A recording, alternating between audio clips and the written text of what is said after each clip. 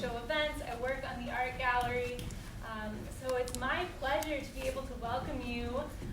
I think these types of events are just a great way to dive into the themes and the meat of the plays that are on our stages, and this one in particular I think is really powerful. So I'm glad you're all here tonight. We have a fabulous panel of guests, and I do have to say a thank you to the California Civil, I'm going to read my notes so I get it right, California Civil Liberties Public Education Program. They gave us a grant for this production that's partially funding this production and all of these Xtra events, as we call them, that go along with it. So a big thank you to them for their gift to us. Sam Woodhouse, our Artistic Director, will you please take it away? I will try. Thank you. So, first I will speak to my esteemed guests. We don't have microphones tonight, so you can hear the way I'm talking right now. These people will appreciate. Those are people who sat in the back row. You are bold people. No microphones. So, my director tip is pretend your sister's in the back row. Speak to her. She'll hear you. Next to my left, to my right, is Jamie Wilson, who is a community activist and advocate. After her son had an experience where police collected a DNA sample from him without her permission, Jamie and the ACLU successfully advocated for statewide legislation requiring police to obtain a court order, search warrant, or the written consent of both a minor and a minor's parent or guardian before they can collect DNA. After the lawsuit with the ACLU featured in the video, Jamie successfully advocated for statewide legislation, which is the bill AB 1584, championed by Lorena Gonzalez Fletcher, which was signed into law in 2018. Thank you. Right.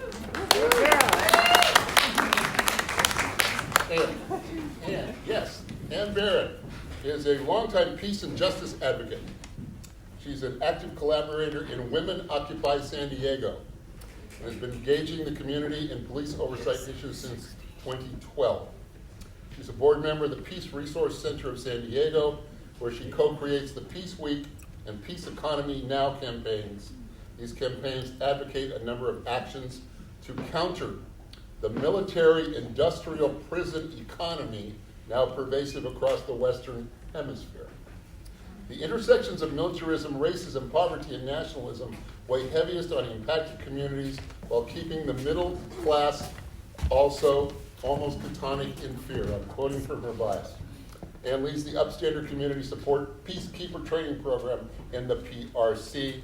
And so she supports the California Support People campaign and border actions that defend the right of people to migrate. Welcome. All right.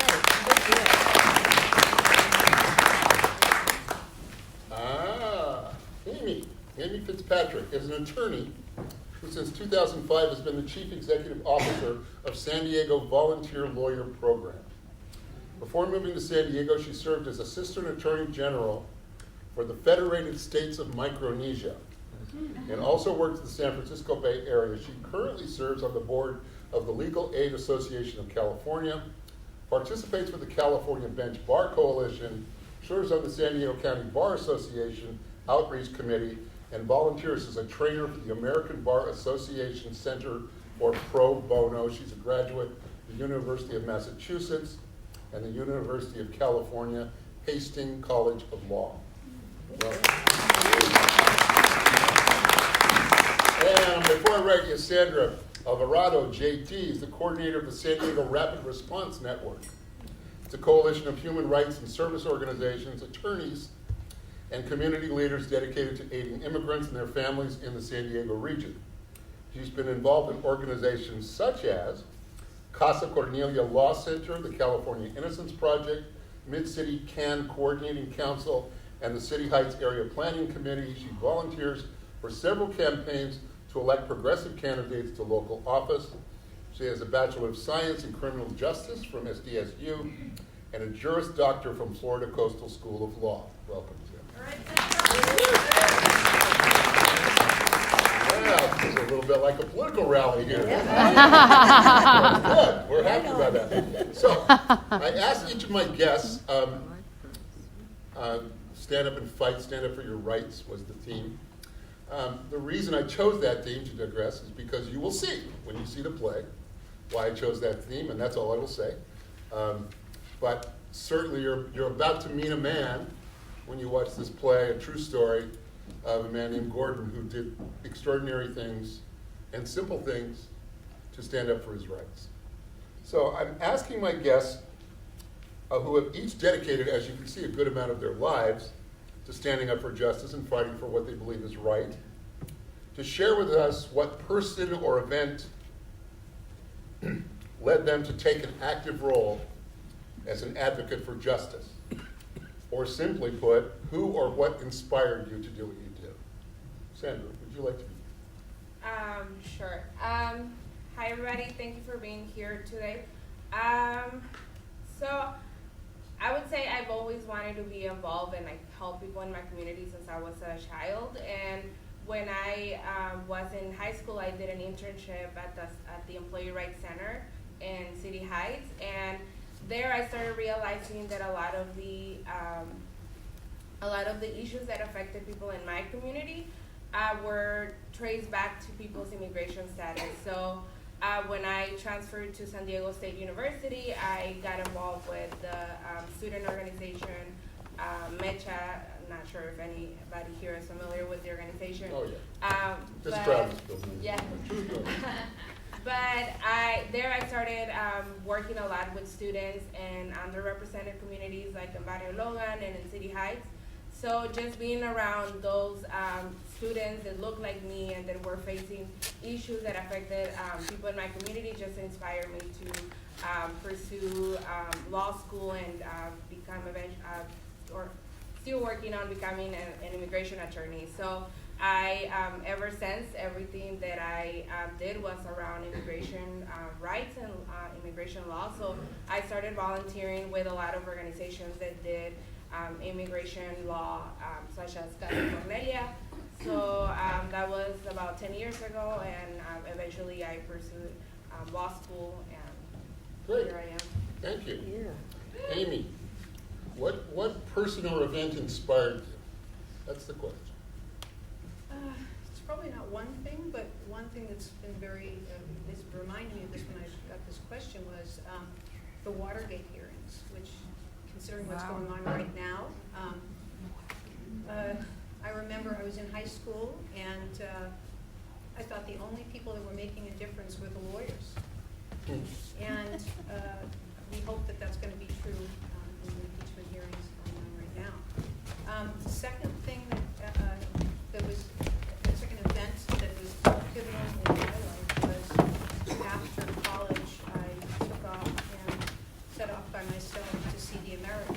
So I traveled down to Mexico, Central America, South America, and I was arrested in Bolivia for offending someone, thrown in jail, and did not know what was going to happen to me.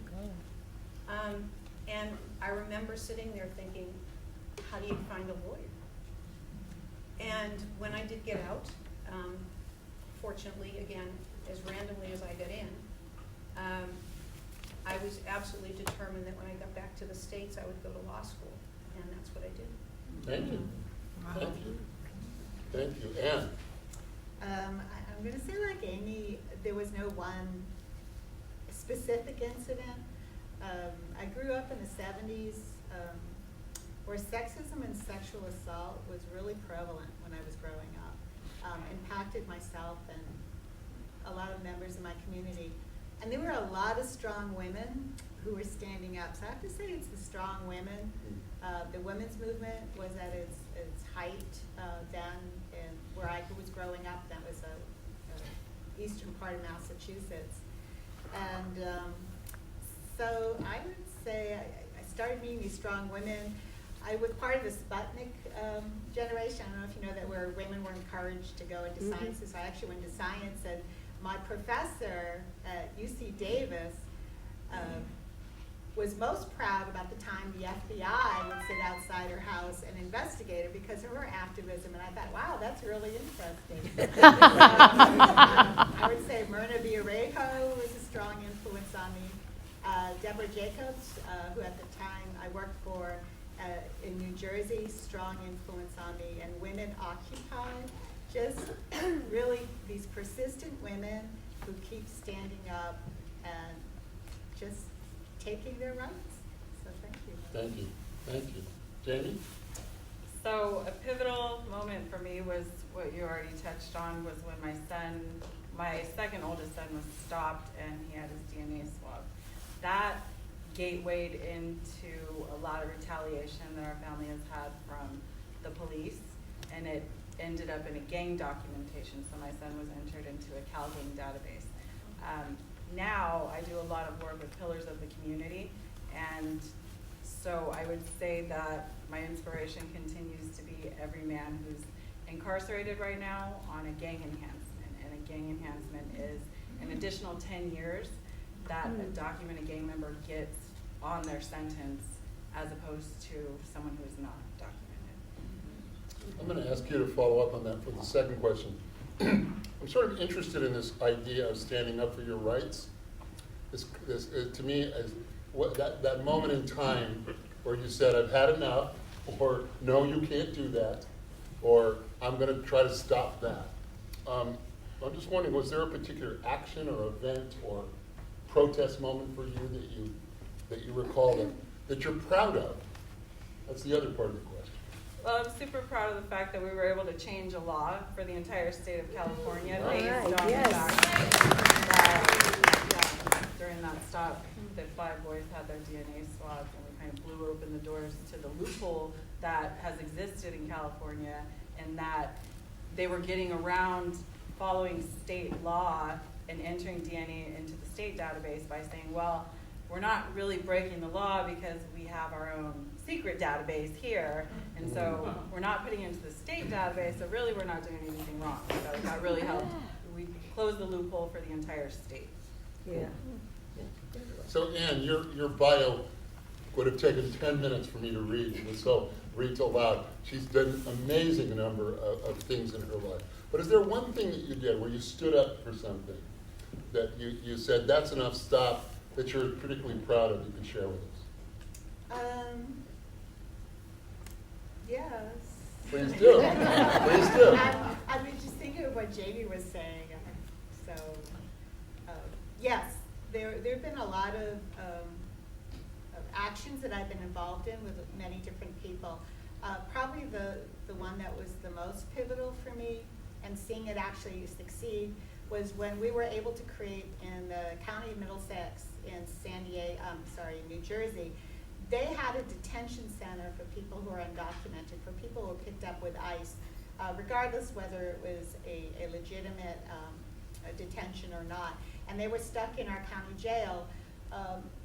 There was a death of one of the men in the county jail, which really triggered a community uprising. I was proud to be part of that. And what was so interesting about this is we were able to create, for the first time ever in the country, a non-religious right to visit people in the detention center. We didn't have to be associated with a religious. We were actually a secular group of people, community members, just went in, and we were able to sit and talk with people who were being detained and get their stories. And that was pretty powerful. We were threatened by the guards, the corrections officers, with rape if we persisted in coming and doing these one-on-one sessions, and we persisted, and everything was cool. So that was pretty cool. What does it feel like to persist? Persistence just means accepting that there's going to be setbacks, that not everyone's going to agree, and you just find different ways of moving that arc of justice forward. Thank you. Amy. Amy, is there a particular event or person or moment in time where you stood up that you're especially proud of? When I was given that question, Sam, I thought it's not about being proud. I think it's, for me, I think the work I do as a lawyer or for my organization, I run the San Diego Volunteer Lawyer Program, which helps low-income and disadvantaged people. We help 5,000 people a year. and I've had We laryngitis. don't have Sorry. microphones, No I'm sorry. microphones. I run San Diego Volunteer Lawyer Program, which is an organization, a nonprofit law firm that does not charge people, and we help about 5,000 people a year, and everyone is disadvantaged, and everyone is low income. And there are so many, I mean, daily, we are changing people's lives. So there are not these big moments of, are we able to change the law? And actually, we've done a few of those, and I wouldn't say I did it personally, because I don't do anything personally. And I think that the message really is, and I've heard everybody here talking about you work in groups to move things forward. So some of the things that we've done in our office have had huge impacts on not only the individual, but on their family, on their community, because we didn't give up. And we use the law not to give up, because that's really all we have. It's the difference between us and, say, Bolivia, is that you actually have the law that can back up and make something work. It's been dismaying. It's been dismaying recently because of the distortion of the law that we've been seeing on a daily basis. But generally speaking, the law is a powerful tool, and we use that every day in our office. So I wouldn't take credit for doing something myself, but I would say that the law is very, very powerful and changes lives. Thank you. So Sandra, was there a particular event or person or quest or an act that you're proud of that where you stood up and said either yes or no or as you will? I really loved your answer, and I would have to agree with that. I think, especially when it comes to law, like, it's not one person, especially if you're working with an organization. But when I was, I was a teenager and I was volunteering at the Employee Rights Center, I think we had like one or two attorneys in the office, and a lot of law students that were interns, mostly white interns, and having me as a person of color, like doing Know Your Rights presentations. A lot of the people that would come into the office were, if they were undocumented, they were not getting paid what they were supposed to under the law.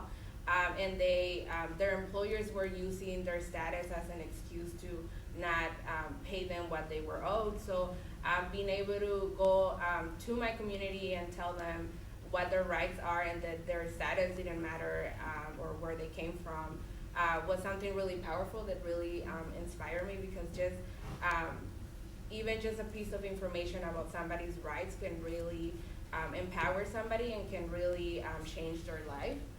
So just telling somebody that even if they're undocumented, that they have the right for to get minimum wage or overtime or lunch break, and same thing now with the work that I'm doing, that even if they're undocumented, they still have a constitutional right. So that's always like really inspiring to see how giving that piece of information to somebody can really change the way that they perceive themselves and they move around in their lives.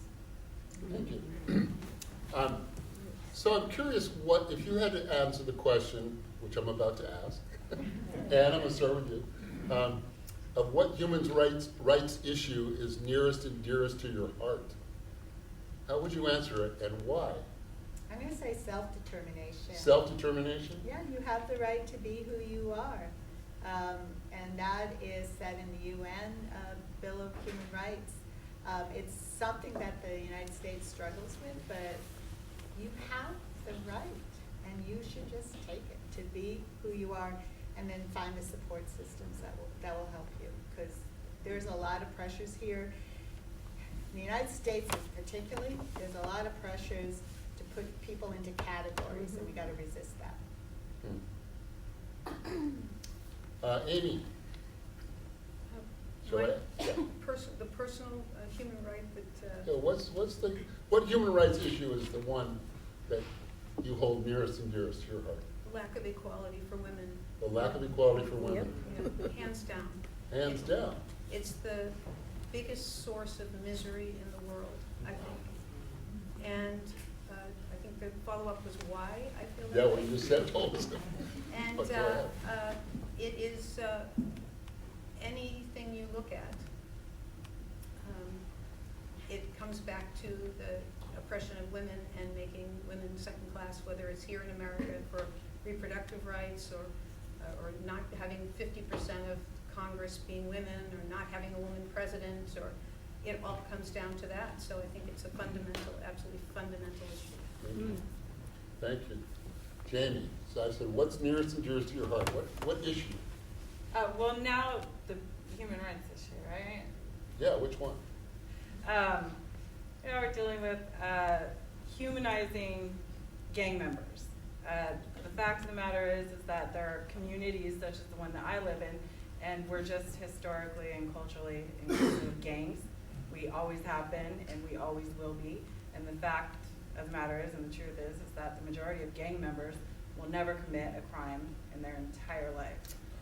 And so the See, I fact didn't know that. I didn't know that. I've done research for I years. bet you have. Keep going. So it's the gang enhancements right now that are dehumanizing only black and brown people, because according to the San Diego Police Department, there are no white gangs in San Diego. Yeah, right? So Bridge in Brooklyn. someone in our community who gets into a fist fight where there's not a victim and no damage done is going to get 5 to 10 years. Whereas someone outside of our community who is non-black or brown gets in a fist fight, most likely charges won't even be picked up. So getting rid of the gang enhancements and humanizing gang members to people who are not familiar with communities that have gangs in them is huge for me. Thank you. Thank you. So Sandra, what's nearest and dearest to your heart? I think it's pretty obvious that immigration or the right to migrate, I think it is a human right, and people have been migrating for the entire history of human. So so my family, like I'm an immigrant. I immigrated to the U.S. when I was a teenager, and my mom was looking for a better life for me, and people have the right to do that. Just people in the U.S. move from one coast to the other for climate reasons or whatever, and everybody should have the right to pursue a better life for themselves and for their family. It's interesting, the right to move in a way, and you take it more basic than migrate. The ability to, I say, I want to go over there, and I'm going to go over there, and I can go over there. There's an image in the play tonight.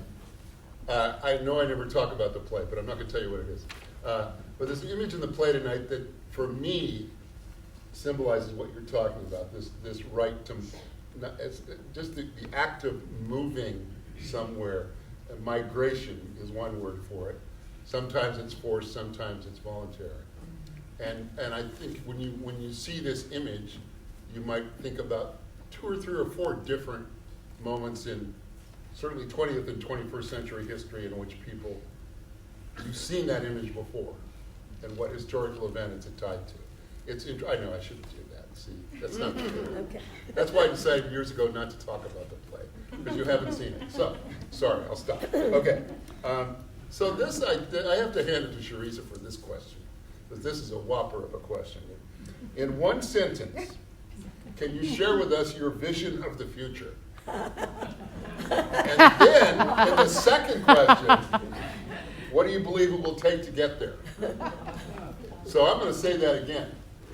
So what is your vision of the future, and what do you think it'll take to get there? Who would like to begin?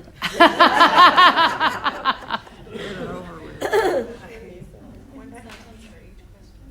Yes. You can use more than one if you want. It's okay. I'll do one. You ready? No. Okay. Trying to break it down in my I head. sent you these questions in advance, so here we go. You did. I did. Give them Give it a 3 shot. Somebody take sentences. it. Give it a shot. Oh, go. Go ahead. Okay. Can you ask a question? Yeah, what's your vision of the future? You're on the line, you're working for something. My vision of the future is no gang enhancements Okay. that exist in the United States. And what do you think it'll take to get there? I'm sorry, interrupted. Oh, no, I was counting. That was one sentence. Yes. Good. Okay. Okay. What do I think it'll take to get there? Yeah. Okay. I know that it's going to take your understanding, the understanding of people who live outside of our communities. Yeah, thank you. Education. Thank you. Sandra, what do you say? I thought we were volunteering. Thank you for volunteering. I think the world is too complicated to just put it in one sentence. You can have So two. with that in mind, I think access and equal access to resources and pathways to citizenship would be awesome. But you know, I also care about education and women's rights, so Sure. it's too complicated. It's okay. But a good starting point for me would be pathway to citizenship, and the second question is what it would take. What will it take to get there? I agree that it takes everybody being educated or educating yourselves about issues that may not affect you personally. We all know somebody that is affected by a lot of these issues that we are talking about or that we're fighting for. We all know somebody, or if you have kids, your kids go to school with kids that are affected by this, so it takes everybody. And yeah, and it's being educated, but also standing up for the things that you believe in when nobody is watching, because when nobody is watching is when you really are gonna hold yourself accountable for values that matter for others. All right, girl. Thank you. She raised her hand. This is Occupy for yeah. Is that what that means? You can go, you can. Yeah. It means- We do But I this. can go, yeah. Oh, what do you? We clap here. Oh. And they keep telling us at city council, don't clap, use your hand. Oh. This is fun. So, I just wanted to, so Women Occupy, which is the group, one of the groups I contribute to, I collaborate with, we created this desire, this dream of a community oversight of police. And we're really working hard with many allies. So we actually created this list, and this list is my vision of what the future looks like, where there is local community control over our lives, that we are, first think of ourselves as a citizen of the world, and that there are no nation states, that the controls is just a loose amorphous system of local groups that self-aggregate out of common beliefs and then interact with their neighbors in a way that promotes fair trade, fair respect, life, dignity, all the values that we hold dear. And what does it take to get there? And so I'm going to say, and this sounds really, it just takes persistent love. That you just Persistent love? persistent love. Even when you're mad at someone, like I understand President Trump. I don't even want to call him president because there's a whole other thing about when he was actually elected. But if you can understand someone and empathize with them, you can work past the trauma, the tragedy, and create a path to move forward. So persistent love, I would say. Beautiful. Thank you. You actually wrote this down. Yeah, Women Occupy, wrote that down. Amy. Well, I want to live in that world. And I was going to say my vision for a better future, because the question was, what's your vision for the future? And it's actually bleak, so I won't answer that one. I'll answer what's my vision for a better future is less inequality. Because I think until we start, how do we get there? I think it's starting to understand that pure capitalism is never going to get us a society that we even want to live in. So all of the things that Ann said are really relevant. So I think that when people start understanding there's no such thing as compassionate capitalism, it's an oxymoron, it doesn't work. And when we're willing to understand that, it will be a better place.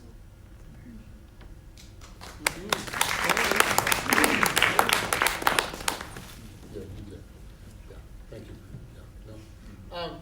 So I'm interested, when I was writing my program note for this play, as the artistic director, I tried to write about heroes, my heroes. It was really difficult. And I didn't write it, so you're not going to read it. It's not in the book.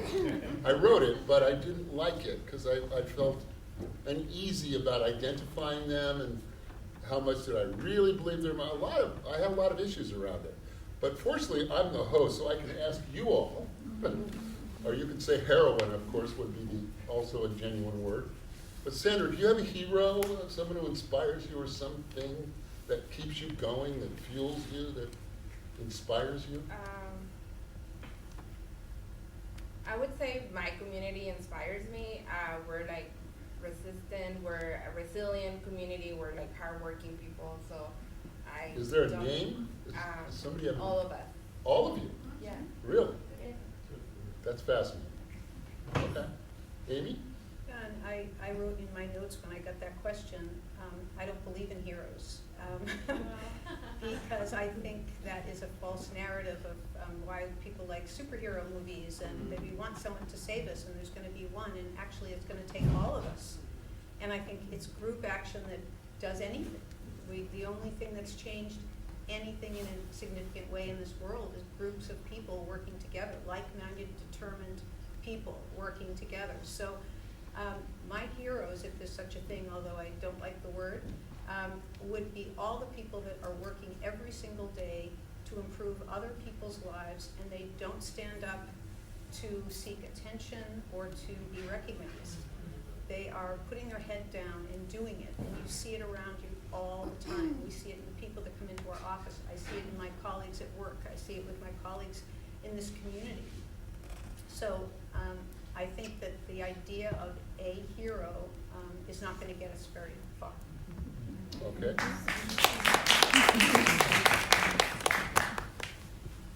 And What they said. what they said. That's the joke. Do you have a hero? Do you have a hero? Someone inspires you? I do. I have a hero. I'm Good. sorry. Okay. So do I. So So I'm going to go more than one sentence. you Is can. that This okay? time you can. Okay. So, heroes, my 7 children who ride this ride with me and allowing me to do all of this work and be absent from their lives at times when I need to go speak at events. But I'm going to narrow it down to my 19-year-old son, who was the heart of the DNA case and who is currently serving a 5-year prison sentence for getting in a fist fight when he was 16 years old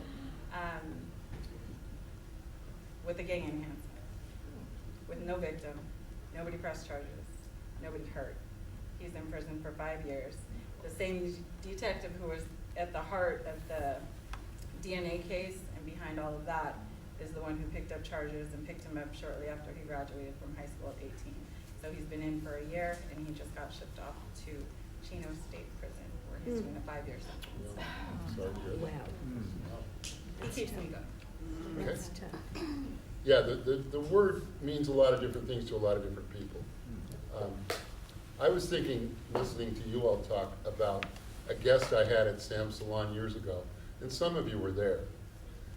I believe the young man was 15 years old, and he led a protest or an action to argue for $15 minimum wage by leading a group of students out onto Highway 15 and stopping the traffic on Highway 15 for several hours with signs requesting minimum wage so his family members who worked could have enough money to bring food home.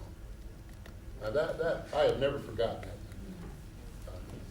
So to me, he was a little bit of a hero in my experience. So, Sharisa, how are we doing on time? It is 7:35. Thank you very much for telling me. Okay, great. So, if you had a chance to share with us a closing thought or an observation or a word of advice or a challenge, what would you like to share with us? Because I'm asking you to do that, I'm inviting you to do such. Amy? I would say nothing important has been done or achieved alone. So get together with other people and fight like hell. Thank you. Thank you.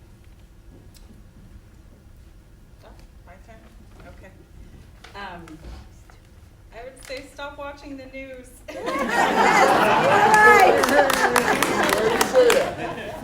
They take the narrative of our communities and they have no involvement in our communities, and they get to paint a picture for the rest of the world that isn't the truth about us.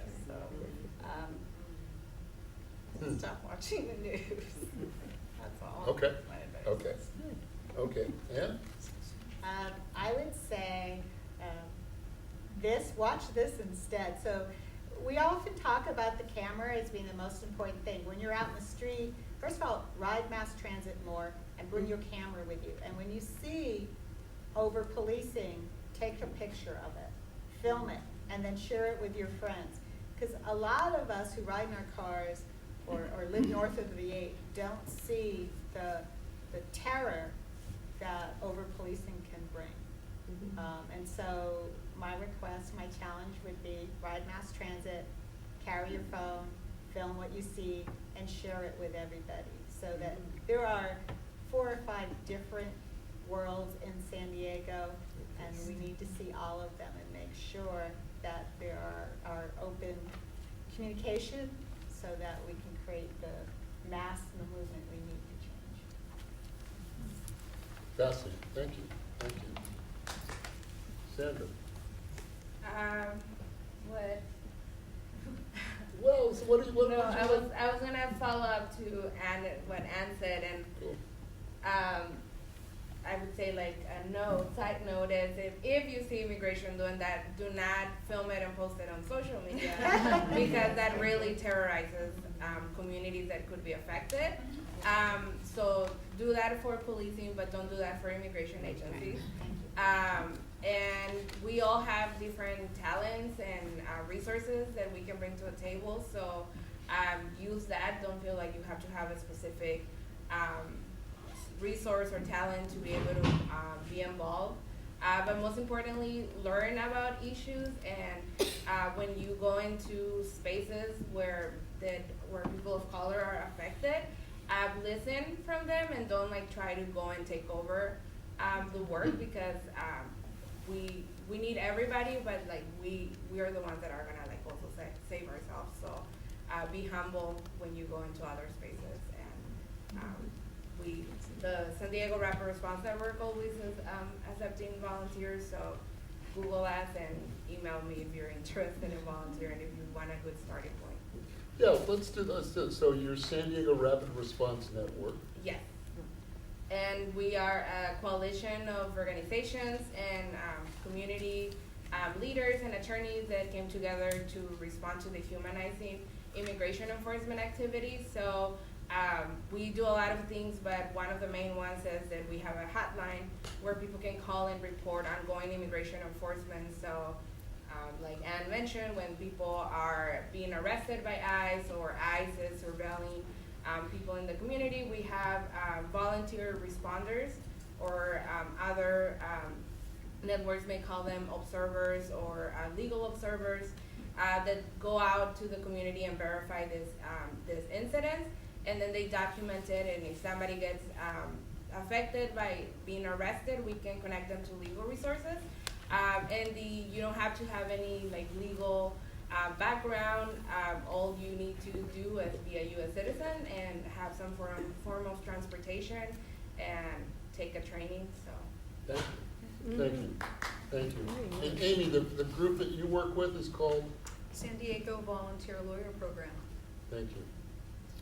And you Women Occupy San Diego? Women Occupy San Diego, and we do have an ask. Jeannie, if you raise your hand, we are actually actively looking for people who want to be members of San Diegans for Justice and driving forth community oversight of police. So we have flyers, and it can show you more of what that would look like. It's quite different than what we have right now. But you can always, Jeannie's right over here. Just go over and sign up with her if you want to get more information. Thank you. And this Jamie, do you have a group? Yes. Who are you? I forgot to say something earlier. One sentence. Go right ahead. So I work with a lot of organizations, and but I forgot to say that the DNA bill, although it was my son's case and I was part of it, it was the ACLU who led us into the fight for that. So I didn't mention that. I had amazing lawyers and an amazing team over at the ACLU, and they headed that. The organization that I currently work with mostly is Pillars of the Community, but I do work anywhere I see something going on and with any other group that is fighting for something that I want to be a part of. It's so nice to meet 4 people who are spending time and energy on making this a better city to live in. I really appreciate the work that you're all doing. It's impressive, and I'm grateful. And I'm grateful that you came to the salon tonight. And the next salon is when? You know, Sharisa? January 16th. There's my man, January 16th. And what's the topic of our next salon? We are discussing the state of the American dream. Yeah, we're going to try to get some people to talk about the state of the American dream. So if you're an expert on the American dream, please talk to me right now. Thank you, everybody. You're free to get up and move around. I recommend you move around a bit. The show is an hour and a half.